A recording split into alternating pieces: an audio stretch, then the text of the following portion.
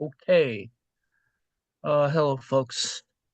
The 9th of December, time flies. Welcome to This and Dat. Um, so I presented yesterday a Gabriel Rockhill's critique of Slavoj Žižek, and so today it will be there is a sort of method to madness here that there is a positive way of looking at Žižek as well. Uh, it uh, it's certainly clear that you can see him as a sort of trickster, jokester, or but on the other hand, uh,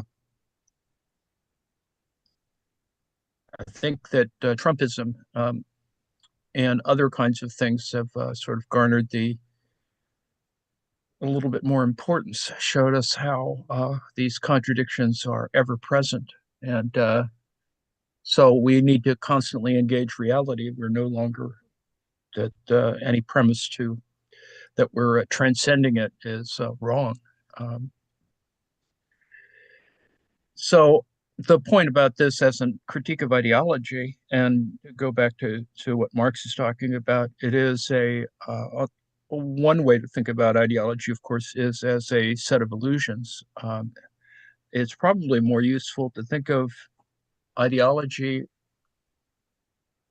as much more reciprocal, and as some folks have seen it, as part of a productive apparatus. That is, that the media institutions play a important role, of course, in reproducing these kinds of illusions. And I think, as we've seen with recent politics, that it can go uh, far afield. The idea, of course, is that,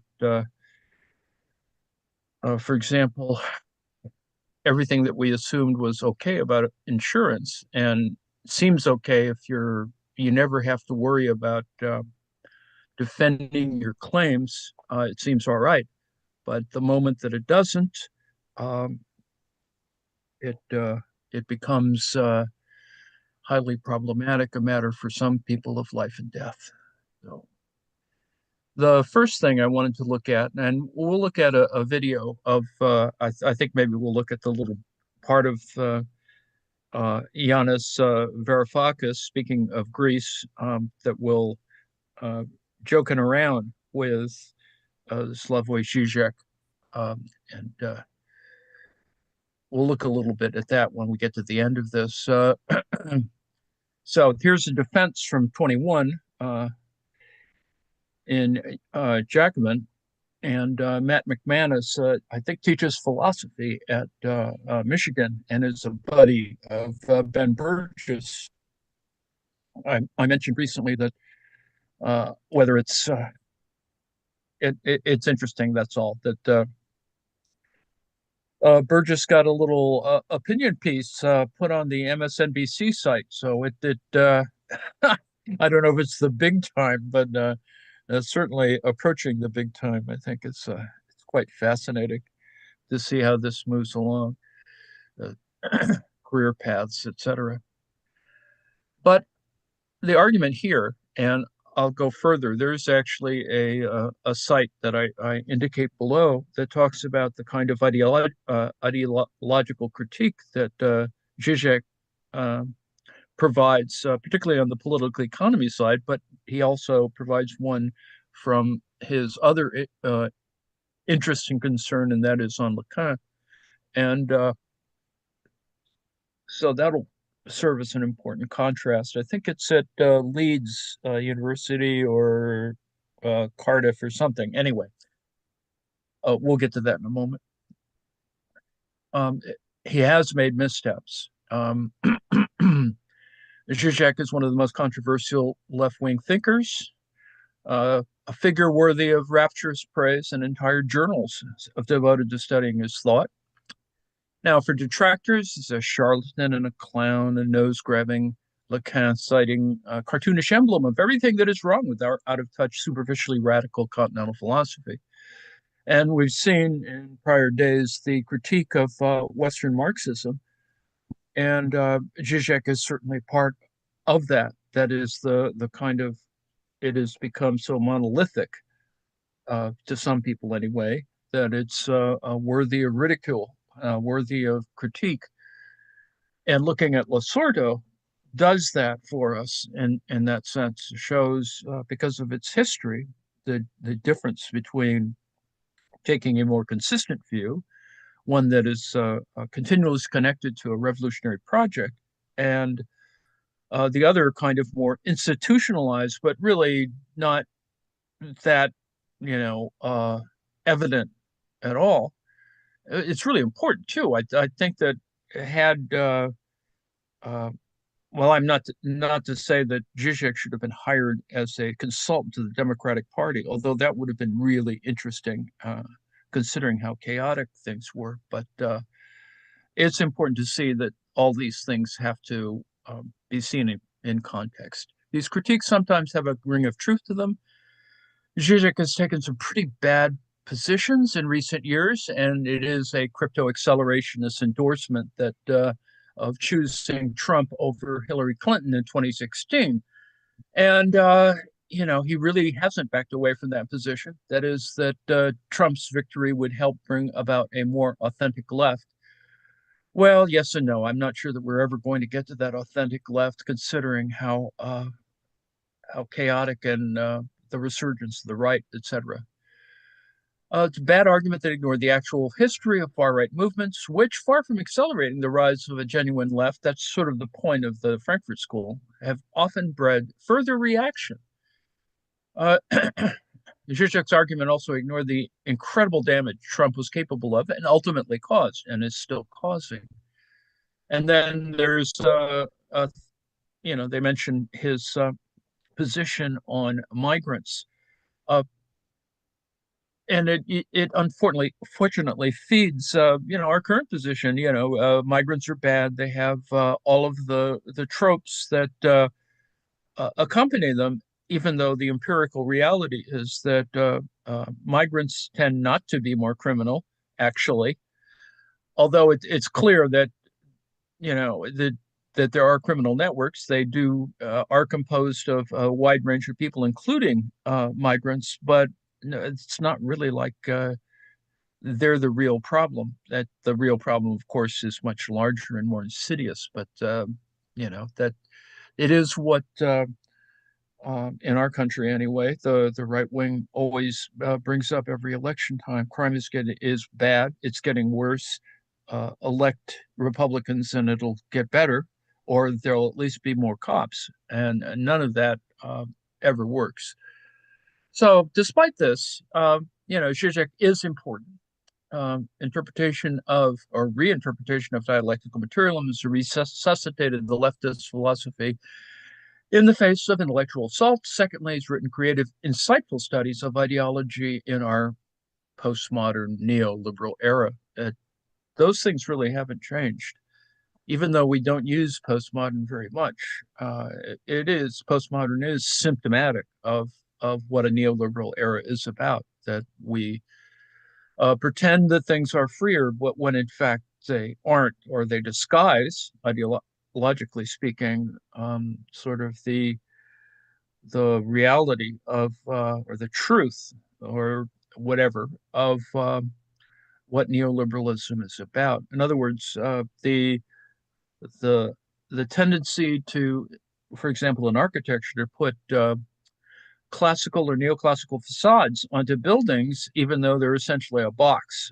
You can see this, everywhere, shopping malls, etc. That this kind of facadism in architecture is no different and clearly ubiquitous. I mean, it's just everywhere that we still continue to engage, and we have it in other kinds of forms. The reality, of course, that the CEO killer, his jacket, I guess, has become incredibly is sold out anyway. There are people running around buying whatever is available of those things, and we can see if this lasts any longer, that new lines of clothing will come to replicate what is essentially something that goes back to the Unabomber, but uh,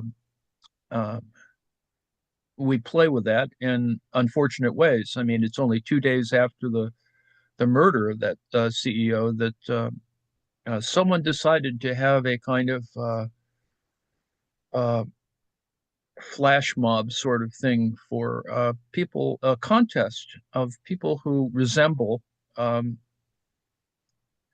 the perpetrator showing up for a beauty contest of who looks most like the in Washington Square in New York, who looks most like the perpetrator. So people who just normally wear the same kind of garb showed up. Not all. There was at least one person in there who at least resembled slightly the perpetrator. There are new images. We have an image from inside the cab that he took after he dumped the bicycle going through Central Park. So, taken together, these contributions constitute a formidable legacy, and he's certainly a touchstone. Now, arguably, Žižek's most significant accomplishment is his rethinking of dialectical materialism. And you need to sort of think, okay, dialectical means to apart across the lectical derived from logos. Yes, it is a term too enigmatic to explain here, but it is about the dialogic or the fact that we engage people in what might be a rational discussion. So, for ancient philosophers, like people who would actually wind up in the Agora, the Acropolis, etc., dialectic was the bringing forth of arguments by opposing interlocutors with the goal of reaching truth. And in the 18th and 19th centuries, however, in a watershed moment for European philosophy, its meaning was transformed. No longer was dialectic used to describe the discrete practice of rational discussion. Instead, Hegel and Marx applied it to characterize the entire advancement of society and its intellectual life. And so you could argue that it progresses through a negotiation of internal contradictions. That's kind of the dialectical thing, thesis, antithesis, synthesis. And according to Hegel, the forward momentum of history comes through the manifestation of concepts in the realm of practice.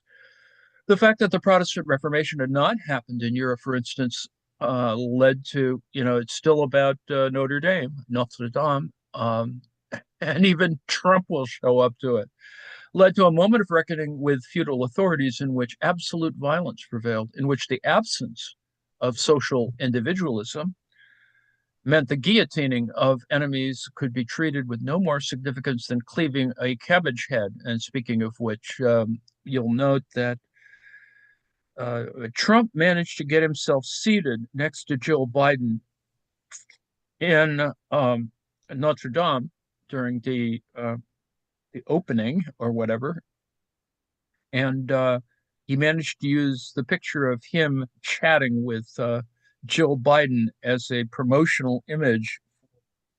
His fight, fight, fight cologne. It's just how crass that is sort of beyond something or other. And of course, doing it in using an image from within a Catholic church must be ever more amazing. Arguably, Žižek's most significant accomplishment is his rethinking of dialectical materialism. And that's probably it is. Although indebted to Hegel, Marx thought that he had used abstract concepts too freely. He attempted to set dialectics on a materialist footing by analyzing political economy. It's the whole point of the inverting of Hegel.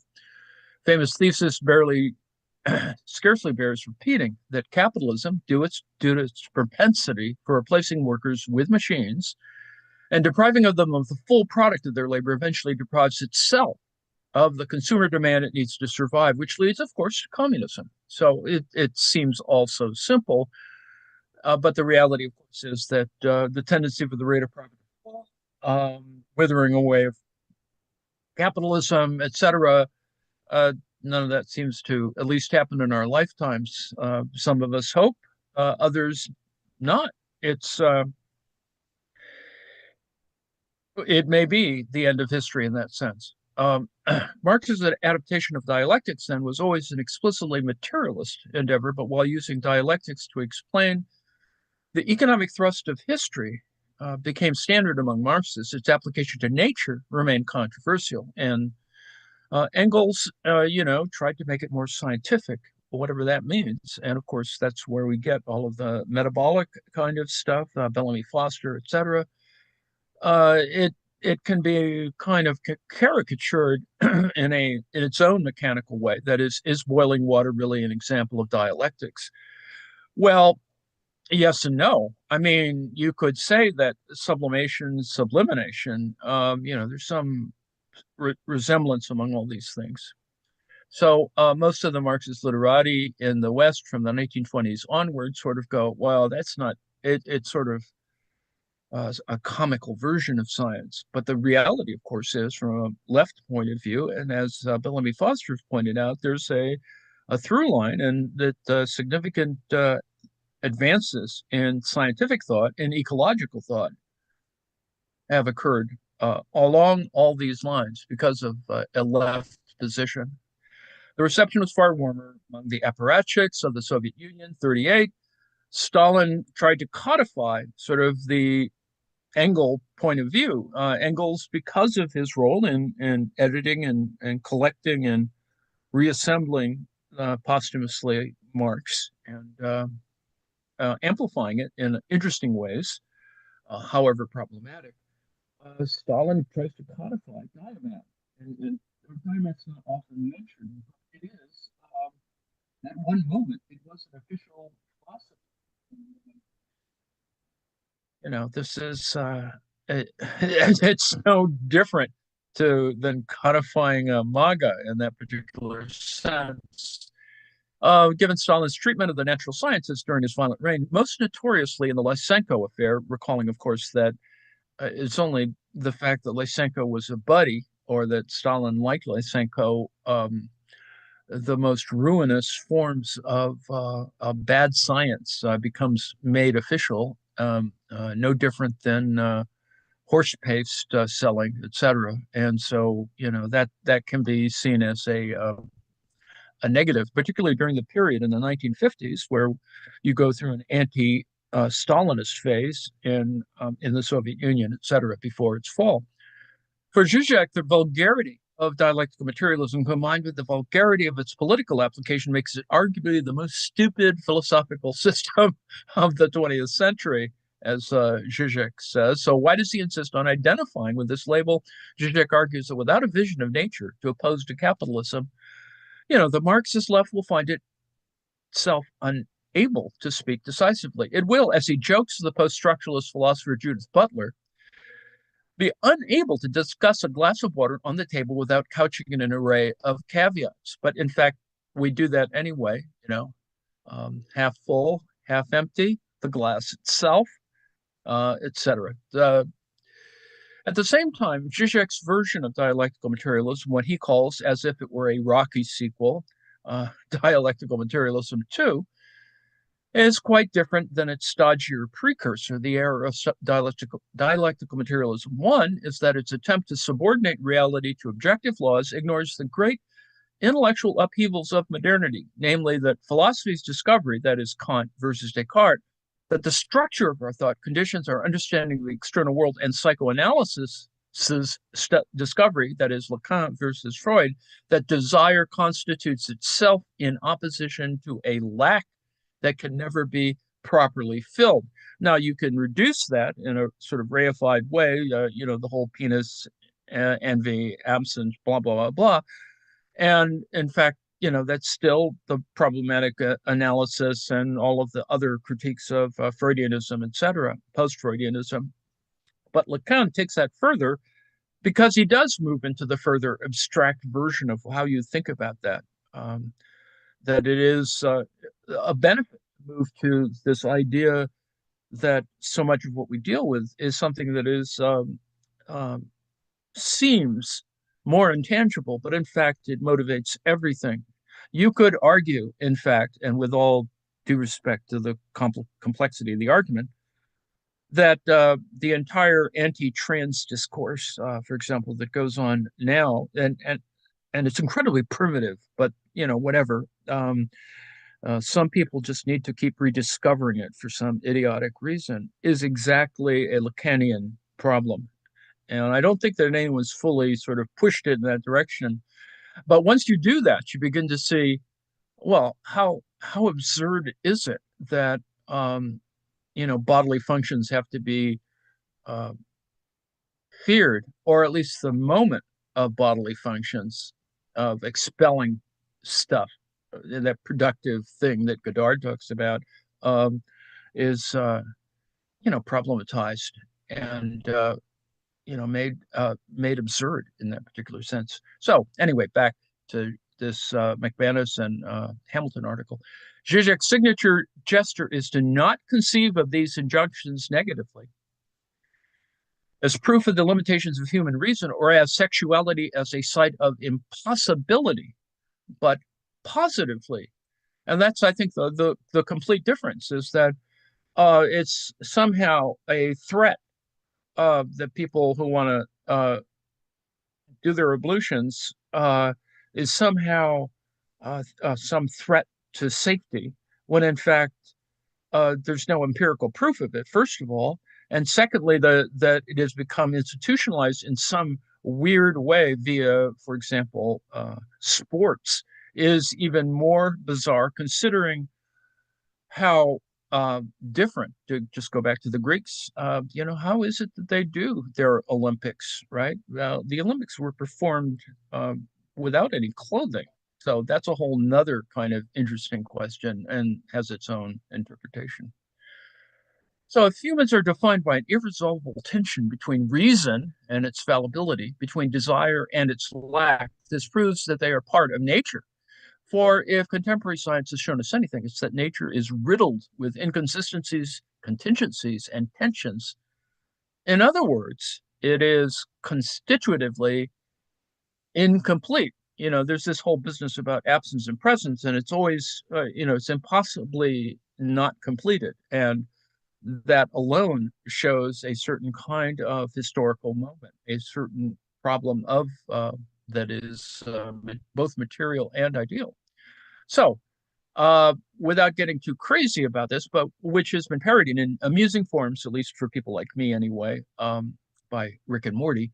To illustrate the point, Žižek often brings up quantum physics. Before quantum physics, our Newtonian understanding of the natural world was as a mechanically functioning material artifact. This is pre-Einstein. The shattering of this image, Žižek says, was like a player's discovery of a video game glitch. When a gamer finds a glitch, that is, when they pass beyond a door that was put in the game for decorative purposes, they frequently find themselves chaotic lines of code, a liminal space in which the apparent rules of the game do not hold. Now, but the important point is that these spaces are still part of the game. This is the problem itself of cryptocurrency. According to Žižek, the earlier iteration of dialectical materialism misses that reality is not holistic and law-like. It's just not. It's not what Stalin thought it could be. If you sort of declare it, it'll happen. But defined by disunity and a refusal to submit to iron laws. So every Stalinist proclamation, there's a resistance of some kind. The problem in the current time is that people have chosen fascism. According to Žižek, the same can be said of quantum physics. The shadowy conjuncture of waves and particles demonstrates the anarchic character of nature. The earlier iteration of dialectical materialism misses that reality is not holistic and law-like, but defined by disunity and a refusal to submit to iron laws. Now, this doesn't mean that it's completely arbitrary or that it approaches randomness. That's just not the point. It is about a certain set of indeterminate things, and that's kind of the advancement that we've gotten, that we have now, in fact, in terms of larger cosmological things, is there's just larger systems of indeterminacy, gravity itself, for example. Given Žižek's stress on failure and incompleteness as inherent features of the universe, it's appropriate that his own system isn't perfect either. Now, one could question how useful it is to base one's conception of nature upon contingency. That is, it depends. Does this risk promoting a view where anything unknown can be seen as proof of its incompleteness? Well, we know in terms of large numbers or large scale events, that this is a bigger issue, and one that implies that we need to appeal to certain structural things, but also accept that structural things are always have or about contingency, to always sort of embody their own uh, uh, incompleteness, or their determinacy in that, and that determinacy is not a sort of unidirectional or unilinear. Uh, it is in fact multidimensional in that context. And that's why quantum physics is sort of amusing. Still, the great strength of Žižek's dialectical materialism is that it includes criticisms of earlier versions. Now, many postmodernists have assailed orthodox dialectical materialism, for being too rigid and deterministic. It's this kind of straw man, this people Stalinists, calling people Stalinists, or even invoking the name of Stalin makes people crazy. We're assuming the knowability of reality. It's just not that. Žižek doesn't reject these views outright. He builds them into his system. And this is the reason why examining Stalin, making fun of Stalin, the death of Stalin, for example, is to bring up that kind of critique, is to show, okay, that's really what was going on. What is it that you use the UGPU or the NKVD or the KGB for? And how does it operate, in the current context? Essentially, all it is a kind of a dispensary for money for stupid people, but that's a whole other thing. It is often said that dialectics progresses in a three-step waltz from thesis to antithesis, antithesis to synthesis, remembering, of course, that synthesis, invokes a new thesis. So with dialectical materialism too, Žižek accomplishes a quintessentially dialectical feat, the synthesis of his opposition to something new. So this is why he engages in this sublime object of ideology. It is sort of the no different, with all due respect, the discrete charm of the bourgeoisie, and as parody, the discrete charm of the petty bourgeoisie, as Rockhill sort of mentions. It's more than that. It is, and sublimity, the idea that the sublime represents a certain kind of abstract set of abstractions that approaches the ideal, but yet, and if you read not enough Kant, you see that it reflects also on questions of judgment. Anyway, if the Žižek's dialectical materialism too attempts to renew Marxist thought by jettisoning a naive idea of objective reality, the same can be said of his theory of ideology. And I would note that by using jettison there's jetsam and flotsam. And with all due respect, jetsam is stuff that is intentionally thrown overboard, and flotsam is, random crap floating around. In the late 1980s and 70s, or 80s and 90s, when Žižek made his name, ideology studies were thoroughly passé. It was a big deal in the 60s and 70s to go ideological critiques and, ideological, apparatuses, etc. Post-structuralist and post-Marxist critics had launched a volley of attacks on the classical account given by luminaries from Marx and Engels to Louis Althusser. Generations of Foucauldians, that is, people followers of Michel Foucault, claimed that contra its seemingly radical qualities, the theory of ideology was too simplistic, replicating the old appearance-reality distinction of an Enlightenment liberal philosophy just at a higher level of sophistication. It's elitism. Even worse, it was elitist in suggesting that only a privileged cadre of intellectuals could cast aside the illusions of ideology and approach truth. Now, this is scholasticism at its worst, I suppose. Building on this, more politically minded critics claim that the binary logic underpinning ideology theory generated a simplistic notion of power. Ideology was treated as merely part of an epiphenomenal superstructure. Remember, base superstructure, the epiphenomenal being, not up, sort of in the clouds, that justified and obfuscated the real material basis of class exploitation. Now, according to these critics, it was crucial to recognize how ideas molded us into the entrepreneurial neoliberal subjects who both participated in and created a world dominated by capital, all those venture capitalists. Žižek's argument acknowledges that many of these criticisms, while showcasing why ideology remains a vital theoretical category for the left, it is. It just it needs new tools. It's not necessarily old wine, new bottles. Maybe a little bit more about bar fight and smashing bottles. But anyway, his innovation is to show that ideology is best understood not in terms of an illusion that conceals reality. That's the fundamental idea, is that, ideology presents a kind of false picture. It fools the eye, no different than a painting does with trompe-l'oeil realism. That is, that you think it's real, but you're fooled, and particularly on further examination. But as a psychological disposition, that is, ideology is a psychological disposition and set on behaviors. And in that sense, it's already abstract, but it is also a set of exchanges, a communicative set of exchanges. It is consumed and distributional. It is all about department two in that particular sense, but also that it is produced, that we have control, well, at least at an individual level, control over its production. This is especially important to grasp in a postmodern society where ironic detachment and meta-awareness of our own manipulation have become familiar cultural tropes. Our gallows humor about the CEO killer is that kind of play. Often, these sorts of dissociations are perceived as critical gestures. By asserting my awareness of ideology and power, I disenchant it. Well, we'd like to think of that anyway. It doesn't protect us from the fact that fascism is around the corner, but we try to rob it of its power. Now, Žižek insists this is nonsense. Taking a minimal distance from ideology, in fact, facilitates our reconciliation with it. Imagine the people who are going out and buying things that resemble what the CEO killer wore simply because it's hip to do it.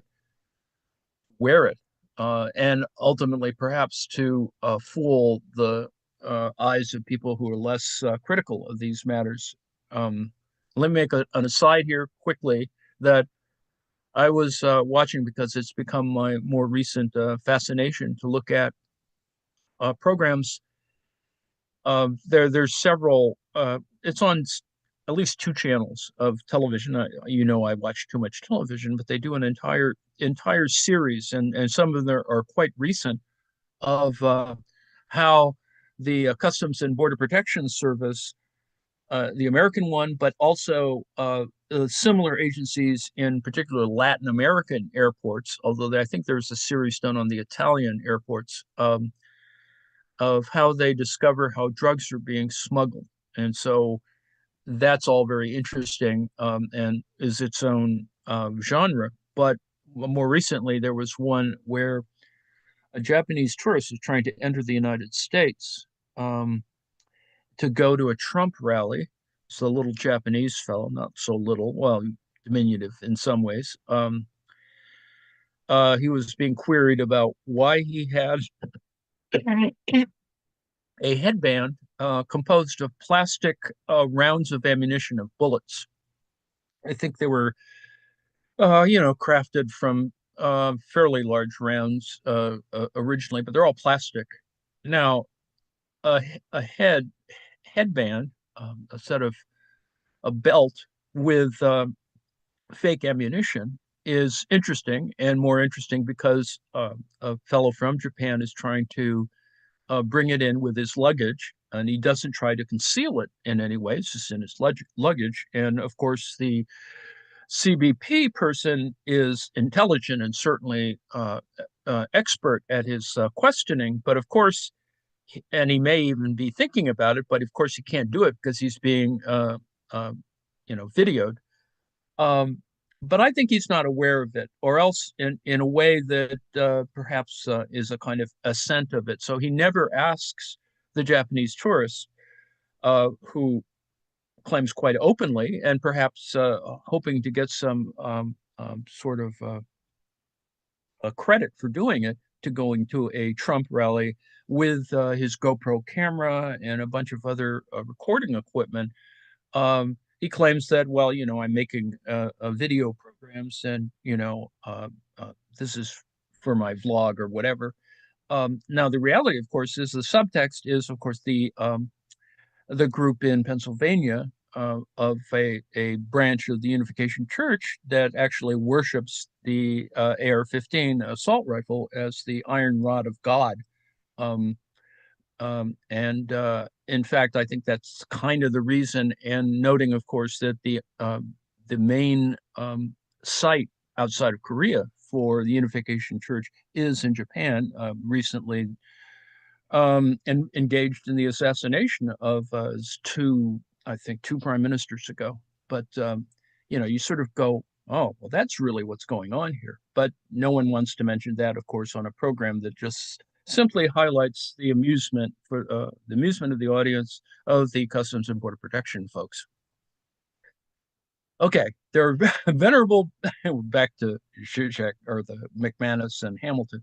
There are venerable precedents for this ideological dissociation and retrenchment. The Catholic practice of confession, that's what happens in the TSA and the CBP.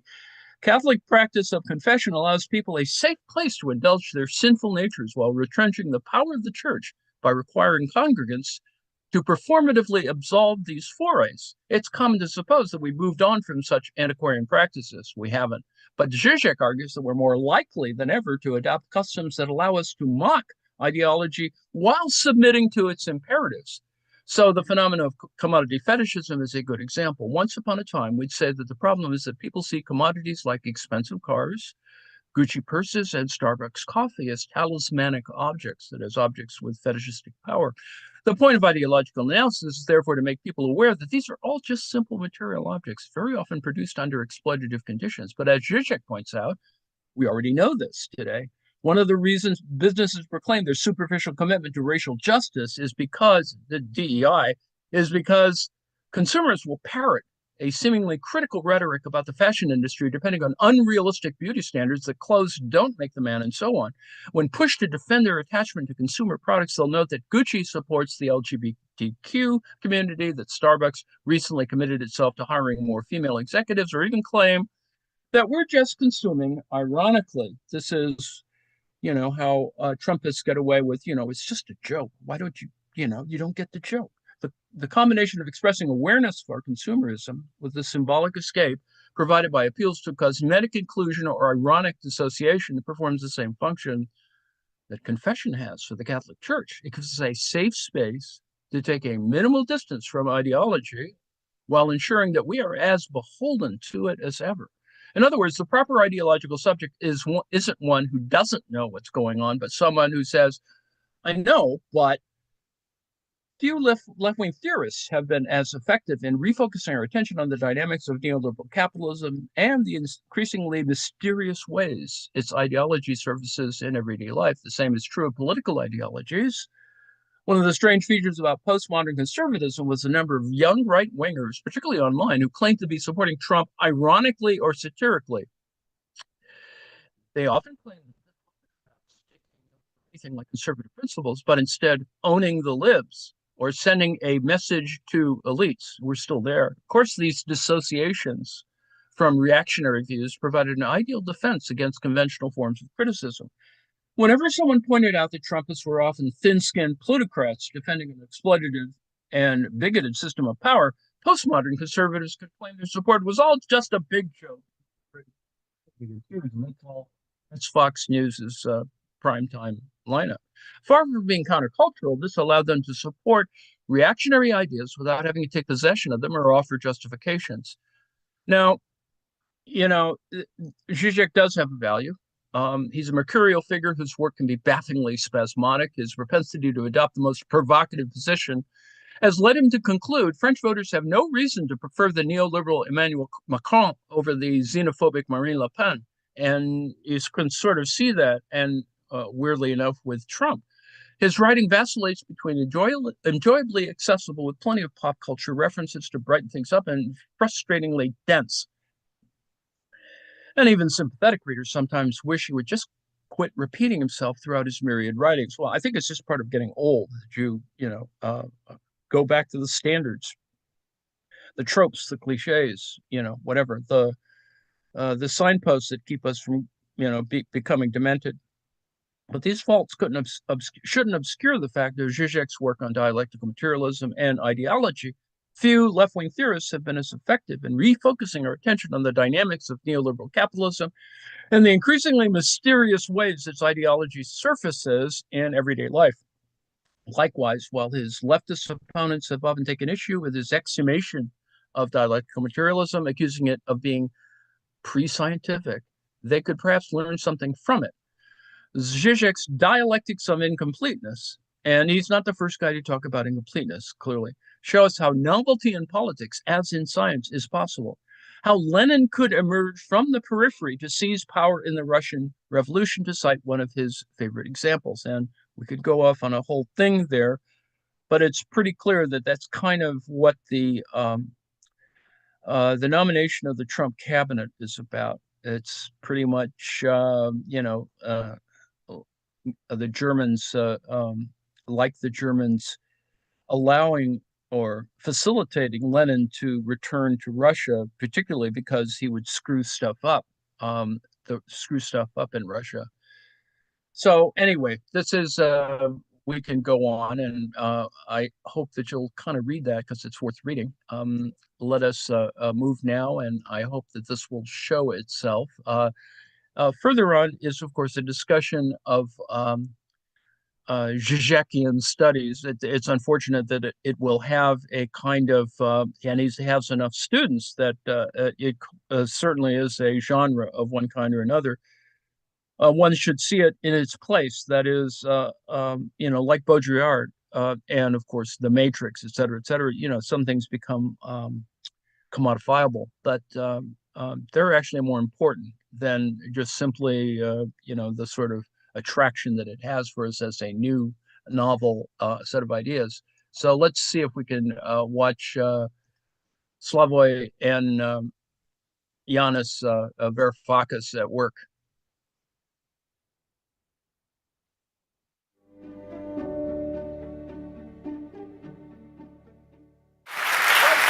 Good evening. Good evening, everyone. Good evening. Good evening. Welcome to the Royal Geographical Society, which I'm very pleased to note is still going strong in the era of Google Maps. A delicious anachronism, a radical piece of conservatism, which is the best venue given the subject matter, the subject of tonight's celebration of Žižek at 75, himself a piece of remarkable, brilliant, marvelous, radical anachronism, a moderately conservative communist, as he calls himself, juxtaposing himself to what I called myself once, libertarian communism, just to confuse both libertarians and communists. You know Slavoj, you know the brilliance that oozes out of his mouth, out of his books. You don't need me to say any of this. But there is an aspect of Slavoj, which I'm sure he's going to hate me recounting, which you don't know. And that is Slavoj as a genuine, loyal friend. Independently of whether he agrees with you or not, we've had clashes, we've disagreed, we nearly hit each other. But I can tell you that behind this facade of the person who is suffering from serious verbal diarrhea and audacity and political incorrectness and all that, behind that facade there is a genuine sweetie pie. And I know this from personal experience, and I want to thank you, Slavoj, for this. Enough said on this. A living contradiction, a Hegelian, has to be a living contradiction, because contradiction is what fuels Slavoj. Slavoj, come to the stage. Let's have anarchic discussion.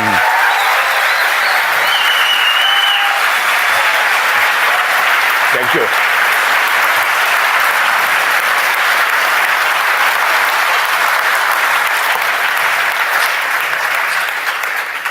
I thought we should start with, right at the beginning, because Slavoj has three fixations in life: Hegel, Hegel, and Hegel.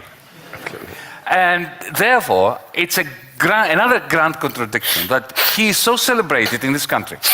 And I say this because in this country, if you ever study philosophy in any of the universities, they start with the ancient Greeks, then they move on to the Middle Ages, then they jump to Immanuel Kant, and then from Kant they go to Bertrand Russell's, always bypassing Hegel, because from the perspective of Anglo-Saxon, Anglo-Celtic analytical philosophy, Hegel was the epitome of muddled thinking. So how come you're so celebrated as a Hegelian in a country which doesn't give a damn about Hegel?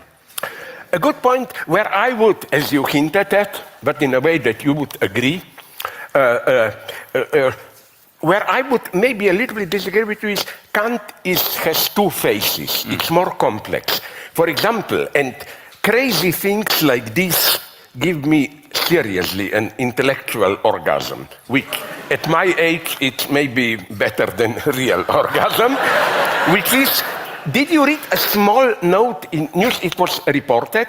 You know that Kaliningrad, ex-Königsberg. Yeah, Kaliningrad. There, Russians beautiful have, little anomaly. Yeah, they have a governor there. And he recently said that they are not proud of Kant there because Kant is the origin of all modern evils, socialism, human freedom, women's rights, and he finished with that Kant is ultimately responsible for the Ukrainian war. So I think that Kant is the point of split, so why from Kant to Hegel?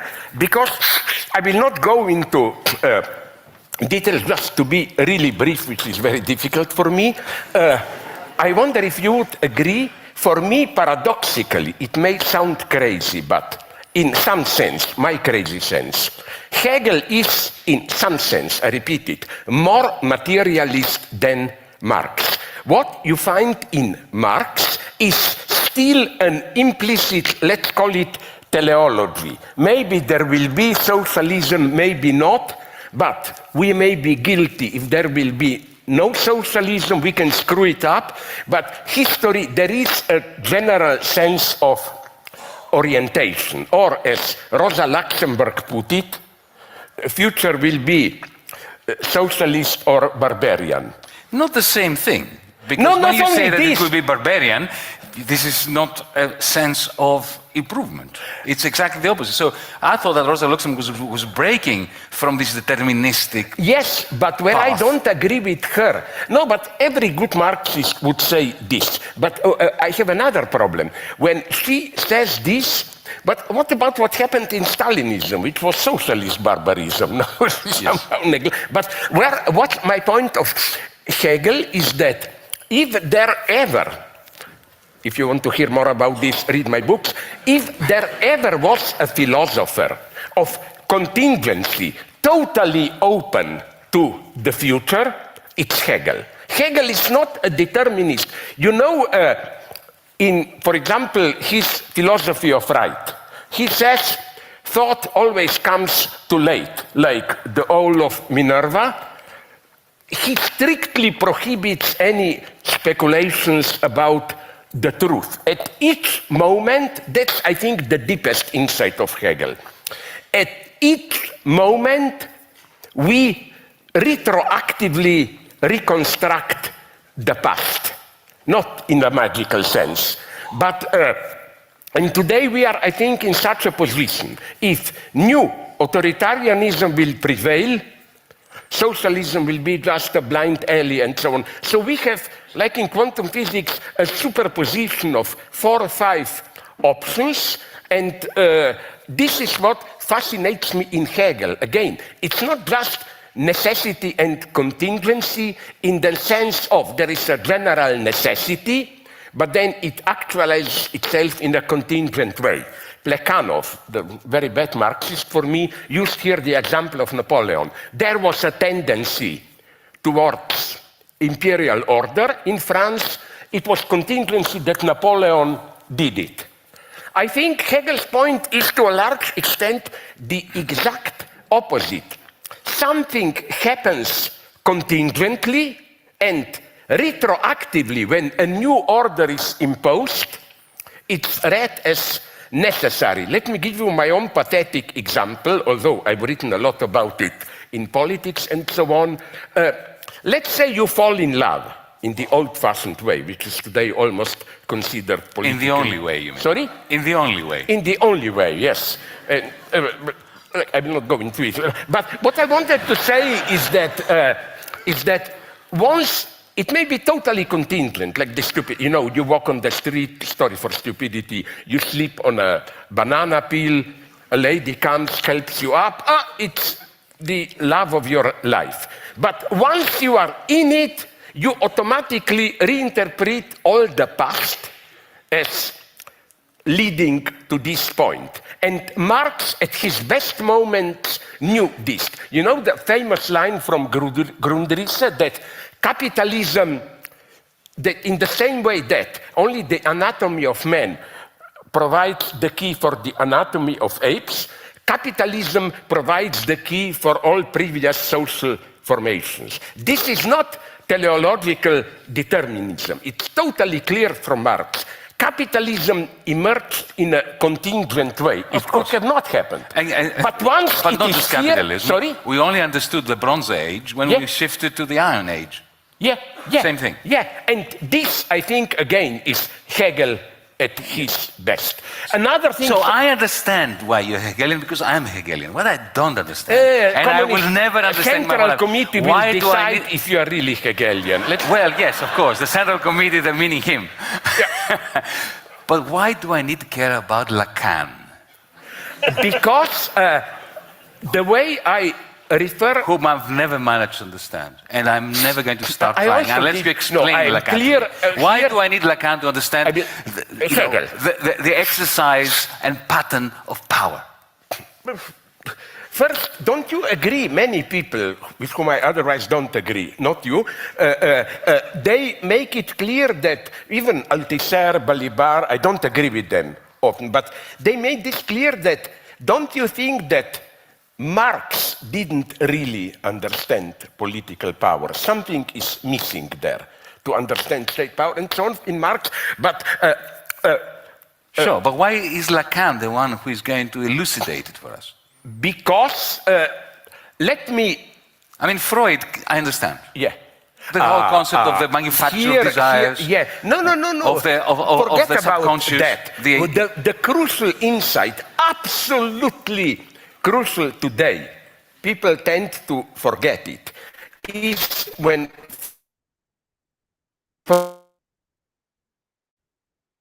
Freud says, I remember, I'm a little bit older than you probably, so I was there very young at 68. And I remember the hidden anti-feminism. The idea of young protesters was, we are against hysteria, hysterical subjects read between the lines, women, they just protest, they don't really go to the end, while perverts go to the end. They realize what hysterics only dream about.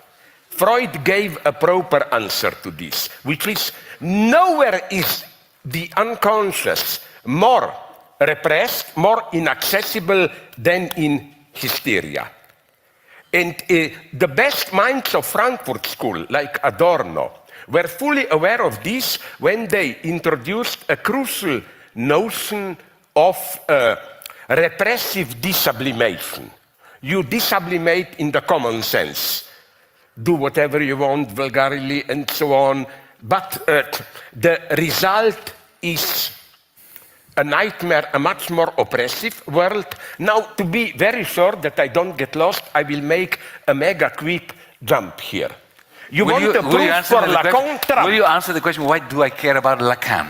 If you want to understand Trump, you should. Okay, explain to me, why is Lacan elucidating Trump? I cannot, not you, we are on the same wave here. Of course. So when I take power, the people, that's me.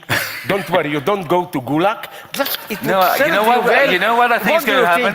think? I'll 2 tell you years what's going to of happen. re-education He's camp. going to send me, no, he will send me to the Gulag, but he will visit me often. No. No, No? no, I You will won't not even go visit on. me. I have precise plans. No, sorry. Let's go on To Lacan. to Lacan here. Yes, how could leftists, stupid leftists, not you, be so really stupid as to repeat the same mistake? You know, they thought now we had caught Trump, as it were, with his pants down. He was caught lying, obscenities, and so on. But that's how Trump, he never loses votes because of being caught lying. I read, a friend sent me from the United States a wonderful analysis why people vote for Trump. They claim, and up to a point they are right, Kamala Harris and Democrats don't look spontaneous. They gave this prepared answers and so on, while they say Trump looks sincere. And then if you analyze it closely, there are two proofs of this sincerity. That he is obscene, dirty, undescribable filth. What he is saying, I'm even me, a well-known tasteless guy, I am embarrassed here to repeat some of, for example, Trump's remarks about Kamala Harris, and that's the surprise. When he is caught lying, Trump voters read this as a sign of his sincerity. You know, he's not prepared by specialists and so on. So, at the libidinal level, psychoanalytic, this tension. Officially, he proclaims, I'm a fundamentalist, Christian, neoconservative, moral values, and so on. And the enemy is what he calls postmodernism. Historicist, relativism, inconsistency. He doesn't know these words. He not, okay, but He's people never around him, that's true. uttered the word postmodernism. I don't think it can come out of his mouth. But by great Russian philosophers, I mean it ironically, Yeah. do you know, I quoted somewhere that the real guy, madman, Alexander Dugin, he praises Trump and especially Vance.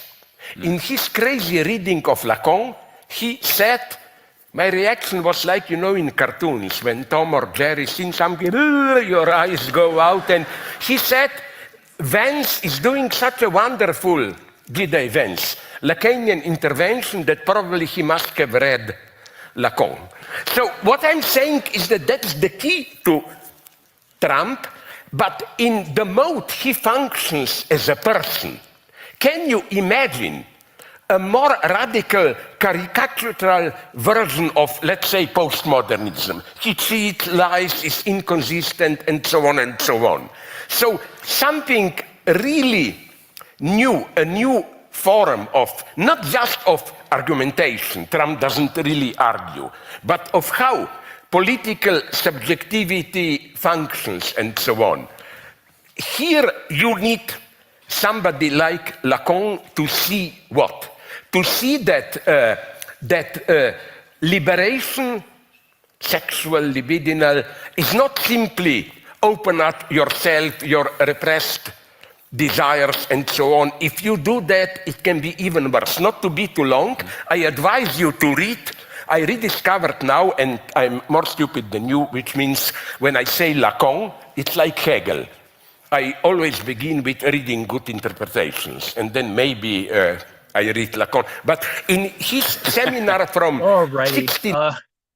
We could digress further. I note, of course, that the second part of this only came out 10 hours ago. So there's another 20 some odd minutes of this, 21 minutes of it, and I will put that on the page. It didn't come out until 10 hours ago. I did, in an earlier version, show a video from the audience that was not as well recorded. This is the quote-unquote official or more official feed version of it, so you can at least hear all of the things. And it does take several, with respect, it takes several times to sort of listen to it, to sort of work through what he was really talking about and what he's referring to.